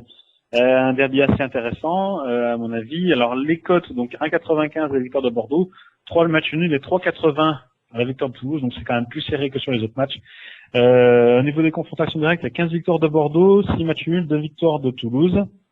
Et au niveau de la forme récente, donc Bordeaux a perdu son premier match depuis 16 matchs justement la semaine dernière face à Bastia. Donc Bordeaux reste sur une victoire, 4 nuls et une défaite. Du côté de Toulouse, c'est 3 victoires, 2 nuls, une défaite, à savoir que Toulouse n'a plus perdu depuis 5 journées. Voilà, donc au niveau des membres de notre page Facebook, donc ils voient à 60% une victoire de Bordeaux, 30% pour match nul et 10 petits pourcents pour la victoire de Toulouse. Donc, oh là là, c'est pas ah oui, effectivement, c'est assez limite. Voilà. Allez, donc, Flo, ton pronostic, on veut savoir. Alors moi, j'ai envie d'entendre. Vas-y. Alors pour le pronostic, personnellement, j'ai hésité longtemps entre le match nul et la victoire de Toulouse, et je vais dire quand même la victoire de Toulouse à Bordeaux, parce que Bordeaux produit un jeu qui me fait entre guillemets, je vais utiliser le mot, un jeu qui me fait chier, sincèrement. Je m'emmerde devant leur match en général. C'est une équipe qui fait que des matchs nuls, je n'aime pas trop, donc et rien que pour ça, je vais pronostiquer une victoire de Toulouse, d'autant que Toulouse me semble en grande forme, donc victoire de Toulouse. Très bien. À la fin, allez-y d'abord. Ah, salaud, j'ai envie d'entendre, j'ai envie d'écouter. Bah moi, ça sera pareil, parce que moi j'ai vu à Toulouse, parce que j'ai regardé les derniers matchs de Toulouse, et ben j'étais complètement surpris. Surpris, mais d'une force, enfin on les attend pas là, personne ne les attend là. Ils sont très très forts physiquement. Enfin, comme j'ai l'impression qu'en plus c'est chaque année la même chose. L'année dernière, c'était Toulouse avait fait une très très bon début de saison. Après, ils sont complètement effondrés, mais ils sont présents, ils sont encore là, début de saison. Alors, est-ce qu'ils vont tenir? J'en sais rien. J'espère pour eux, je croise les doigts pour eux, mais moi, je les vois gagner encore à Bordeaux et ouais, je les vois même gagner, hein, pas match nul. Ouais, je vois une belle victoire de Toulouse, comme toi, Flo. D'autant que voilà. si le petit Ben Yedder continue sur sa bonne lancée, ça aussi, c'est la surprise. Ouais. Mais il y a tous les autres joueurs aussi qui sont derrière, tous ces jeunes joueurs qui arrivent. Enfin, franchement, surpris, comme Aurier là qui était à Lens, qui faisait pas grande mine pour moi, pour mon côté lensois, mais qui arrive à Toulouse et qui est présent et qui est titulaire indiscutable. Enfin, il y a plein de joueurs et le gardien aussi. Dont je tairai le nom parce que je vais me louper. Je vais faire une comme Moscato. Hein. Mais voilà, Sandra Tana. Non, ce n'est pas ça. Allez, vas-y. Non, Thomas, il veut à la fin, alors il a dit. Thomas, il veut écouter tout. Je vais y aller. Je vais faire un peu d'histoire, moi, c'est pour ça. Moi, je ne vois personne tous dans ce match, donc non, mais sincèrement, oui, c'est vrai, moi, je dois avoir la prétention, enfin, l'honnêteté, la sincérité, l'humilité de dire que je n'ai pas beaucoup vu Toulouse, malheureusement. Je le regrette à vous dire. J'ai suivi par contre le résultat. J'ai vu quelques matchs de Bordeaux cette année, par contre, et j'ai pas du tout été convaincu. Peut-être un peu la malchance. Toujours est-il que c'est pas la malchance. Ah non, donc c'est tout le temps pareil, d'accord. Donc j'ai bien fait de pas trop regarder, je les ai vus 2 fois cette saison.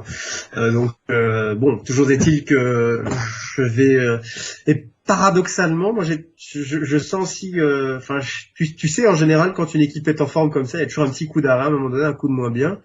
Paradoxalement, j'ai le pressentiment que ce serait ce week-end-là, mais je vais pas aller au bout de ma logique et pronostiquer une victoire de Bordeaux, donc je vais pas me mouiller, je vais dire match nul. Match nul, d'accord. Match nul, très bien. Alors, effectivement, oui, mais moi j'ai regardé un petit peu l'historique entre les deux équipes, parce que c'est un match qui m'embêtait un petit peu, je dois pas te le cacher, parce que je sais pas trop quoi pronostiquer, les deux équipes sont assez similaires en termes de puissance et de dynamique, si on enlève la semaine dernière. Il faut savoir que sur les 9 dernières confrontations entre les deux équipes, qu'elles soient amicales ou en Ligue 1, Bordeaux l'a gagné 4 fois, à Bordeaux je parle, dans le sens Bordeaux-Toulouse et pas dans les deux sens, donc à Bordeaux. 4 victoires de Bordeaux, 4 matchs nuls, une victoire de Toulouse. Sur les 3 derniers matchs officiels, on a une victoire pour Toulouse, une pour Bordeaux, un match nul. Et sur les 6 derniers matchs officiels, on a 3 victoires de Bordeaux, 2 matchs nuls et une victoire de Toulouse. Donc c'est très très serré. En général, les scores sont très serrés, c'est des 1-0, des 2-1, des 2... C'est très très serré. Donc moi je vois bien effectivement un match nul. Match nul aussi. Il faut se méfier de ce genre d'analyse très technique. Elles sont intéressantes ces statistiques, mais pas certaines. Moi, je me souviens d'une statistique comme ça, on avait évoqué vendredi passé à vos pronos. Ça fait 16 ans qu'Everton et Liverpool n'ont plus fait match nul à Goodison Park. Et bon, et il y a eu 2-2 à la fin du match. Donc, Non, mais je ne veux pas dénigrer ton superbe travail, Tom, mais attention, ça ne veut toujours pas... Ah non, ça ne veut rien dire, mais j'hésitais. C'est significatif, mais c'est pas certain, voilà. Il hésitait. Il voulait informer les auditeurs au niveau de l'hésitation qu'il fallait hésiter. Et ben les auditeurs hésitent encore. Voilà. Et nous ne sommes pas dans un bon chrono, mais malgré tout, on fait un travail de qualité. Donc, dans le cadre où ils parieraient par rapport à nos pronostics, comme dans vos pronos, on se permet de donner des statistiques qui sont fondées. Voilà. Ouais, pariez pas avec nous. Si Émilie était là, elle donnerait directement son pronostic, sans détail, sans dire pourquoi, et en général, elle ne se trompe pas. Donc, parce que les filles bavardent moins que les garçons. Voilà, à faire son analyse, en général, on se trompe. Peut-être qu'on est trop non, je vais pas dire qu'on est trop cérébral parce que je crois que je vais plus être invité le mercredi. Je vais plus être invité le mercredi soir. Non, là, c'était mercredi soir. Tu vas te faire virer direct, hein. Voilà. Donc, je précise juste donc à tous nos auditeurs que si vous avez loupé un match qu'on vient de pronostiquer, vous pourrez trouver tous nos pronostics qu'on vient de faire, donc sur la page Facebook et du groupe, donc d'ici quelques minutes. Voilà, d'ici quelques minutes, tu nous la publieras, mon petit Flo, je partagerai, hein, t'inquiète pas, je m'en occuperai personnellement pour que tout le monde voit nos pronostics. En tout cas, merci pour cette émission, merci à mes chroniqueurs, Chris, Florent et Thomas qui étaient sur Twitter. Merci à tous nos tweetos, tous nos auditeurs aussi, bien sûr. Merci à tous nos sponsors, Football, tout le monde s'en fout, jeunefoot.com. Et bien sûr, demain, LPA, on n'oublie pas. Et puis, après, ça enchaînera sur L-Sport. Donc, Tom. Oui. Déjà, je suis fou, je suis flatté, je m'applaudis pour lui. Oui, demain soir, dès 21h30, eh bien, toute l'équipe d'L-Sport enfile les kimonos, décide de zapper un petit peu les parquets et les terrains verts cette semaine. On va partir un peu sur la mousse et sur les kimonos, donc refaire un petit comeback des JO, faire un petit point blessure avec une de nos grandes amies, une des grandes copines de L-Sport, à savoir mademoiselle Priscilla Neto. D'accord. Championne de judo. D'accord, bah ça va être une très très belle émission. Au niveau du karaté, tu vas te prendre un hippon direct, je crois, Thomas. Alors, on parle de judo directement, pas de karaté. Hein, je t'informe que tu n'es pas un spécialiste de sport féminin, mais on va parler judo, avec Priscilla, qui risque de nous mettre hippon assez rapidement, mais on l'aime tellement que c'est pas grave. Mais tu vas te prendre un coup de karaté, j'ai dit. Voilà, c'est coup technique. Tu connais pas trop là-dessus. Non, c'est des mawashigiri surtout, mais ça n'a rien à voir. On voit qu'il est renseigné, on voit qu'il est au taquet. Et demain, jeudi, Motor Show, hein, Thomas peut-être, Chris, pardon. Chris, bah oui, après-demain, oui. Voilà, après-demain, jeudi. Oui. Chris peut peut-être nous informer sur... Chris est là tous les jours aussi, donc c'est pour ça. Ouais, c'est ça. Un peu trop souvent, je suis là. Oui, on reviendra évidemment sur le Grand Prix de Formule 1 d'Inde qui a délivré et les dernières péripéties en Formule 1 avec notamment Sébastien Vettel qui compte désormais 13 points d'avance sur Fernando Alonso. Est-il parti définitivement pour le titre? Évidemment, c'est avec Mathieu et tous ses consultants et analystes que l'on reviendra sur cette saison de Formule 1 qui est quand même vachement passionnante. Et une course. Pardon, ah oui, c'est vrai, on reviendra aussi sur les Lotus, qui d'ailleurs Raikkonen a signé pour 2013, donc on en reviendra sur toute l'actualité de la Formule 1, petite page WRC, WTCC, vous le savez, au paradis français Sébastien Loeb et Yvan Muller, et bien sûr on reviendra aussi une longue page sur le MotoGP et le sacre de Jorge Lorenzo, ce sera donc jeudi soir à 21h dans le Motor Show. Très bien, eh ben écoutez messieurs... Et pardon, Chris, de t'interrompre, je pensais que tu allais renchérir en me disant, mais il y a aussi notre émission vendredi soir. Mais j'en profite pour le dire, vendredi soir, soirée live nationale, donc on aura l'occasion avec vraiment avoir un multiplex, un très bon dispositif, un très gros dispositif, pour avoir en fil rouge de toute la soirée de vendredi tous les matchs nationaux que l'on suivra grâce aussi à nos partenaires de foot-national.com. Ce sera vendredi soir, mais aussi, et pourquoi je vous ai dit en fil rouge, parce qu'il y aura une émission vendredi soir, vous le savez, à vos pronos, tous les pronostics sportifs, on reviendra, et il y aura une grosse page tennistique, on parlera bien sûr des Masters féminins avec la victoire de Serena Williams, mais aussi des Masters masculins, peut-être deux Français qui pourraient y être, Gasquet, Tsonga, en tout cas, Tsonga c'est sûr, Gasquet ça me paraît plus compromis. Ce sera donc vendredi soir avec une invitée exceptionnelle, l'ancienne joueuse de Fed Cup et chroniqueuse et consultante d'Eurosport actuellement, Madame Émilie Lois, vendredi soir. Et ben voilà, comme ça on a été complet. Et moi je voulais juste terminer donc, pour faire au nom de tous, en faisant un très gros bisou à Émilie qui nous a beaucoup manqué ce soir. Mais j'avais exactement très bien dit Thomas. Émilie Lois et Émilie la Gazelle. Et voilà, Émilie notre petite princesse de quand on aimait de l'esport qui n'était pas là et qui ont fait des très gros bisous, ça nous a beaucoup manqué. Et voilà, on y fait des gros bisous, voilà. N'hésitez pas, chers auditeurs, allez voir sur le site rtsradio.fr, vous allez avoir toutes les informations de toutes les émissions, des lives, de tout le reste, vous allez voir tous les descriptifs, tous les articles qui sont faits sur RTS Radio. N'hésitez pas, bien sûr, et surtout tous nos tweetos, je les remercie tous pour cet après-midi qui m'ont fait vibrer, parce que bien sûr mon portable vibre pour tout ça, avec cet invité mystère. J'espère qu'ils en sont très heureux. Je leur fais tous un gros bisou à tous mes auditeurs, à vous, chers chroniqueurs aussi, je vous fais tous des gros bisous, bien sûr, et à Émilie particulièrement, et à tous nos sponsors, Football, tout le monde s'en fout, et jeunefoot.com, allez voir leur site. Merci à vous tous, et on se retrouve mardi prochain encore avec un invité de marque. Je peux pas vous le dire actuellement, mais vous verrez, ce sera pas invité mystère, je vous l'annoncerai avant. Allez, salut, ciao. Valentir partiu, pé esquerdo, uma bomba! Gol!